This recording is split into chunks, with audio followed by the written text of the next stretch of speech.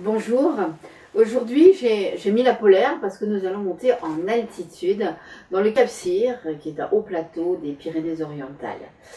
Un endroit très rude, autant que les autochtones en fait, pour tout dire, entre deux villages, donc les Angles et Formiguères. C'est peut-être des noms qui disent quelque chose, ce sont des stations de ski aujourd'hui, mais auparavant c'était très reculé. Et donc dans ces deux villages habitent deux Gilles Bouscaille qui sont cousins germains, qui s'appellent pareil. Chacun habite dans un des villages et ils se détestent absolument, ils passent leur temps à se nuire. Et j'ai adoré mettre en scène ces deux affreux. C'est tout à fait jubilatoire parce qu'ils n'hésitent pas à se faire la guerre.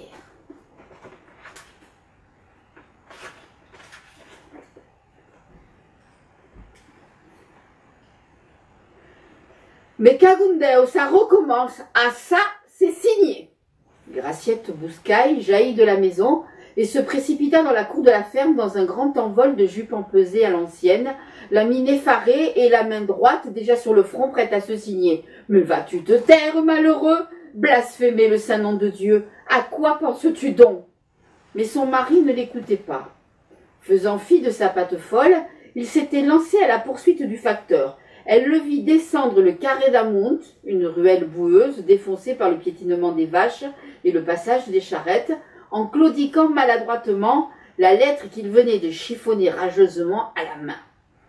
Malgré son infirmité, la pente aidant, il n'eut pas de mal à rattraper le préposé des postes qui s'était arrêté 2 maisons plus loin pour échanger quelques mots avec Honoré Canal, assis comme tous les matins sur la banquette de granit sculpté sous sa fenêtre. L'ancêtre ne recevait jamais de courrier. La plupart des membres de sa famille avaient déjà quitté cette terre, et le peu qui restait, les plus jeunes, descendus dans la plaine, se fichaient comme d'une guigne du vieil étameur dont ils avaient déjà oublié l'existence, là-haut, dans son coin perdu de montagne. Mais Désiré ne manquait jamais de faire halte chez lui, afin de lui faire profiter des dernières nouvelles recueillies durant sa tournée, histoire que le bonhomme, presque aveugle à présent, ait encore l'impression de faire partie du monde des vivants. En juste quelques minutes, car contrairement à ce que certains grincheux affirmaient, ironisant sur son prénom, le facteur faisait en sorte de ne jamais se mettre en retard. Mais la ponctualité n'excluait pas l'humanité, et il s'en serait voulu de faire faux bond au vieillard qui attendait sa visite quotidienne avec impatience. Désiré était donc en train de lui narrer la naissance mouvementée du petit dernier des Lassus de Dalt. La Marie qui trayait les vaches n'avait même pas eu le temps de rentrer se mettre au lit. Elle avait accouché dans la paille, sous l'œil humide de ses bêtes. Caraille en 12e, ça sort tout seul, il y a beau temps que le chemin est fait. Quand Gilles lui tomba dessus. « Je te le dis, facteur, cette fois, ça ne va pas se passer comme ça. » Désiré réprima un soupir. De quoi voulait-il encore se plaindre, ce mal embouché? Est-ce le carcanet, c'est le vent du Nord, qui te pousse, le Gilles? Se risqua-t-il à plaisanter? Que tu manques ainsi t'estrabanquer, tu vas te casser la figure, le nez dans les flaques pour venir jusqu'à moi? Le vieil Honoré ricana dans sa barbe. Ah, il voyait plus guère, mais il avait toujours l'ouïe fine. Un vent de tempête, en tout cas, grommela l'infirme en massant sa cuisse douloureuse d'une main, l'autre s'appuyant sur le mur recouvert de crépi ocre afin de préserver un précaire équilibre. L'ostensoir sculpté sur le linteau de pierre au-dessus de la tête, pour éloigner les mauvais esprits qui peuplaient les sapinières des Pyrénées, lui faisait, vu sous cet angle, comme une auréole. Mais son visage rougeau, crispé par la fureur, n'avait rien d'angélique. Les mains croisées sur le ventre renflé de la besace de cuir réglementaire qu'il avait calée sur sa hanche, le facteur s'efforçait de masquer son impatience. Malgré les apparences, son pantalon de velours rêche et râpé, sa casquette défraîchie, le Gilles de la Graciette était un des hommes les plus aisés de Formiguères, la capitale du Cap Cyr, et donc de fait de tout le plateau. Il ne possédait pas moins d'une 50aine de vaches, qui l'obligeaient à employer plusieurs garçons bouviers, des herbages gras en abondance, des champs d'orge, de blé, de seigle et de pommes de terre bien irrigués par de nombreuses sources, sans compter des coupes de bois et une scierie en bordure de la forêt de la Matte.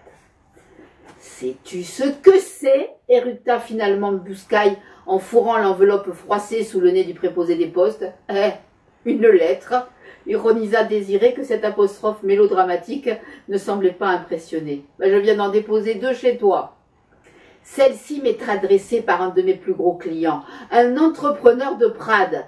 Il m'écrit que, n'ayant pas reçu de réponse à la commande de bois qu'il a passée le mois dernier, il est désormais dans l'obligation de faire appel à un autre fournisseur. Et alors, interrogea le facteur, profitant de ce que l'infirme reprenait son souffle. Bon, c'est malheureux, mais qu'est-ce que j'y peux? C'est quoi le problème? Le problème, c'est que j'ai jamais reçu cette commande.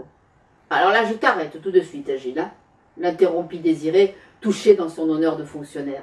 La poste ne perd jamais un pli qui lui est confié. C'est ton client qui aura mal libellé l'adresse.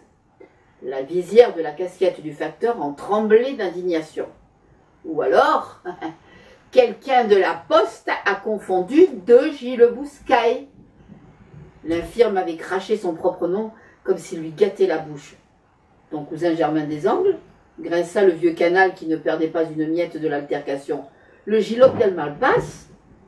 La lippe dégoûtée de Gilles ne laissa aucun doute quant à sa réponse. Lui-même, Pépi, le fils unique du cadet de mon père, ce Gilotte de malheur que le diable l'emporte, et le garde surtout, au fin fond de la fournaise de son enfer. Sa voix, qui avait soudainement enflé, fit fuir, affolée, une poule qui s'était risquée à venir picorer dans le mi-temps de la ruelle. La tête curieuse de Marguerite, la plantureuse voisine du vieil Honoré, apparut dans l'encadrement d'une fenêtre du premier étage.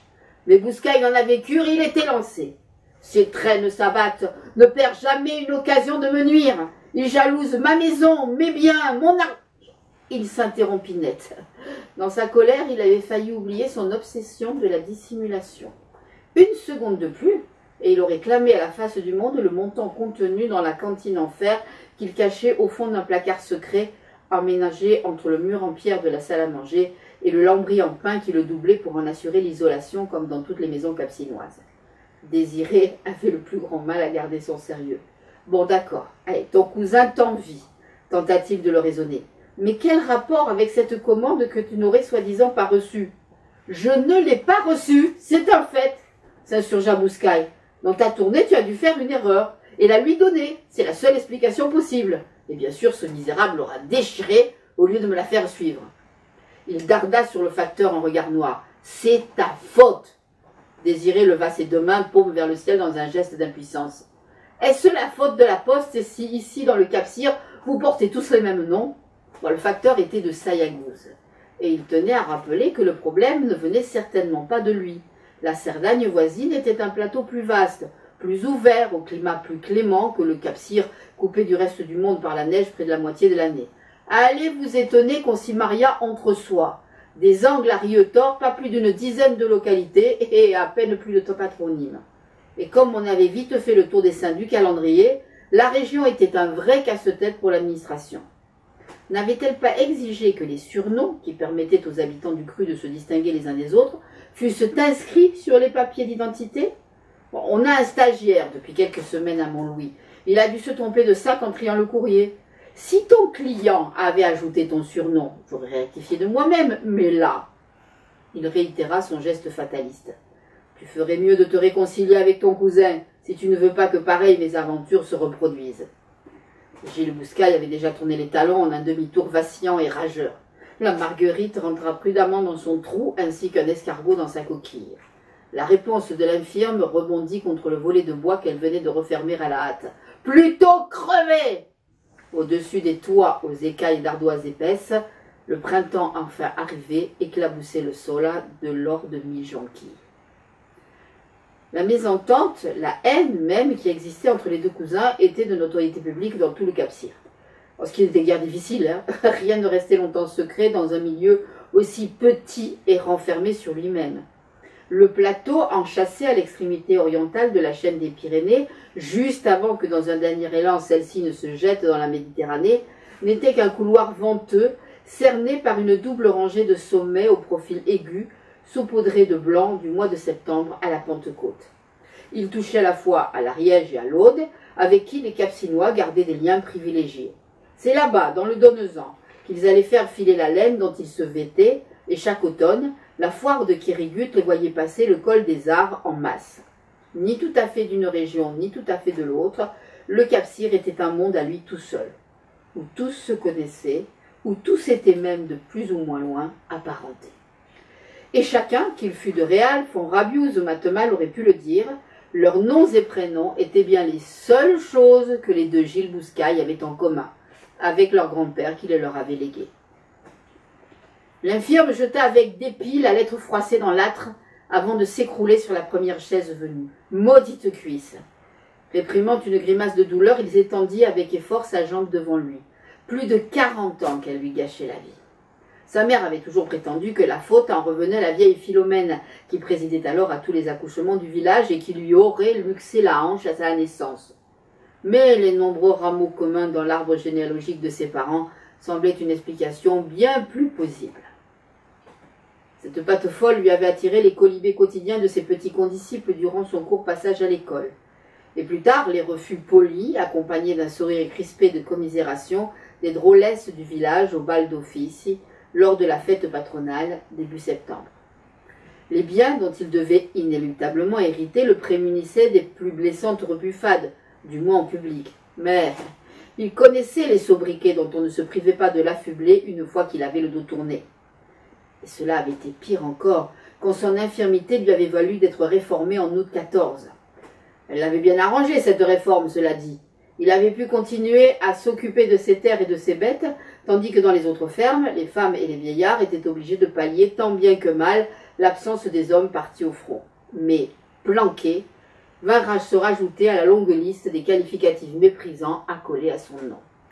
Heureusement pour lui, l'autre Gilles Bouscaille, que ses deux jambes parfaitement droites avaient fait déclarer bon pour le service, ne s'était guère illustré au front. Une citation, pire encore une médaille, et le Gilot del Malpas aurait définitivement pris le pas sur lui. Et de cela, il voulait à aucun prix. Mais l'autre Gilles n'avait pas l'étoffe d'un héros. Il s'était arrangé, Dieu sait comment, pour passer entre les balles et éviter les éclats d'obus. Et s'il avait été admis un moment dans un hôpital militaire, c'était pour soigner un furoncle mal placé. Il était revenu de l'enfer, certes, mais sans tambour ni trompette, et les bandes molletières qu'il avait pris l'habitude de porter quand il partait en montagne, à la chasse ou à la recherche d'une bête égarée, étaient le seul souvenir qu'il gardait de son passage sous les drapeaux.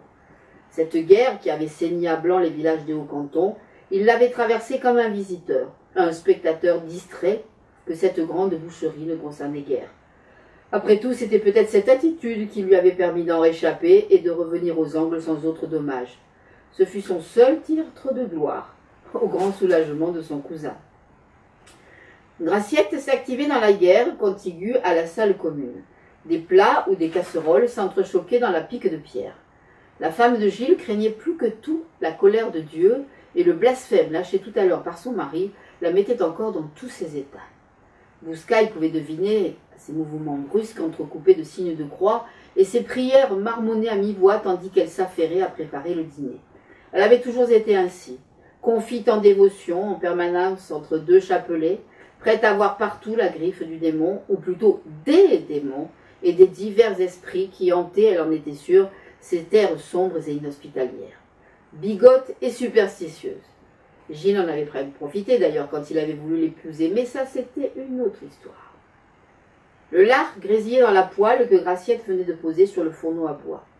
Le parfum lourd de la graisse qui fondait et mêlait ses sucs aux choux et aux pommes de terre finement hachées faisait saliver Bouscaille. Au moins, elle était bonne cuisinière, et elle n'avait pas son pareil pour confectionner le trinchat. Oh, Gilles était suffisamment riche pour s'offrir de la viande à tous les repas, et il ne se faisait pas faute de le rappeler. Pourtant, rien pour lui n'égalait ce plat de pauvre, typique du plateau, même s'il l'agrémentait de roustes et de boudin noir. Ah, on aime bien ces petits plaisirs, pas vrai? Graciette retourna habilement la galette de choux et de pommes de terre, à présent bien dorée dans la poêle. Elle avait ouvert la fenêtre pour éviter que la buée grasse n'encrasse les murs, et le joyeux tumulte de la sortie des classes, montant de l'école flambant neuve qui élevait ses 2 étages plus bas dans la rue, entra soudain dans la cuisine. Minuit venait de sonner au clocher de l'église sur la place. Les garçons et les filles en blouse noire s'égaillaient, ainsi que des moineaux bavards, et la cavalcade de leurs sabots noirs, auxquels la fringale donnait des ailes, se répercutait contre les murs des maisons et des granges. Graciette referma nerveusement le battant vitré. Toutes ces manifestations de vitalité enfantine ravivait la blessure au fond de son ventre mort. Elle se détourna un peu trop vivement et heurta sans le vouloir la chaise sur laquelle son mari s'était affalé. Gilles laissa échapper un grognement de douleur et d'agacement. Dire que cette journée avait si bien commencé. Le bleu qui colorait déjà le ciel de l'aurore quand il avait ouvert la porte pour aller soulager sa vessie dans la cour. La bouffée d'air frais chargée du parfum des jonquilles qui avait assailli ses narines. Le tintement paisible des clarines des vaches laitières qui piétinaient dans les tables. Le sifflotement allègre de Jules, son premier valet de ferme qui s'apprêtait à les traire. Il s'était dit que ce mercredi d'avril s'annonçait pour le mieux. Et cela avait été vrai, jusqu'à ce que Désiré lui apporte cette maudite lettre. Graciette, blême, marmonna quelques mots d'excuses et fit un large détour pour éviter ne serait-ce que de frôler son irascible époux. Mais il ne faisait déjà plus attention à elle. Une ride profonde s'était creusée entre ses sourcils broussailleux et son regard s'était perdu. Sans doute du côté des angles, où l'autre Gilles devait ricaner en pensant au nouveau mauvais tour qu'il venait de jouer à son cousin. Imaginer sa jubilation dans la vieille maison sombre aux murs lézardés, berceau de la famille, était insupportable. Le poing crispé de Bouscaille s'abattit sur la table, faisant sursauter Graciette. Elle faillit laisser échapper les assiettes qu'elle était allée prendre sur les étagères, dissimulées derrière le lambris de pain qui parait toutes les pièces de la maison. L'espace entre le bardage et les murs en pierre de schiste appareillés à la chaux assurait non seulement une parfaite isolation contre le froid, mais permettait aussi de ranger des affaires ou d'encastrer une horloge. Hormis des tables et des lits, il y avait ainsi fort peu de meubles dans les intérieurs traditionnels capsinois. La vaisselle serrée sur son cœur, Graciette lança un regard effaré à son mari, inquiète de savoir ce qu'elle avait pu faire pour ainsi le contrarier. Mais il ne la regardait pas. Il semblait même avoir oublié jusqu'à son existence. Ses joues mangées de barbe dure s'étaient marbrées de rouge, et sa respiration était saccadée comme s'il manquait d'air. « Il y a un Gilles Bouscaille de trop en Cap-Cyr !» rugit-il soudain. « Si ce maudit Gilotte del Malpas veut la guerre, il va la voir. » Et il se trouve que le Gilotte del Malpas est tout à fait disposé à la faire, cette guerre. On va en savoir plus sur lui demain.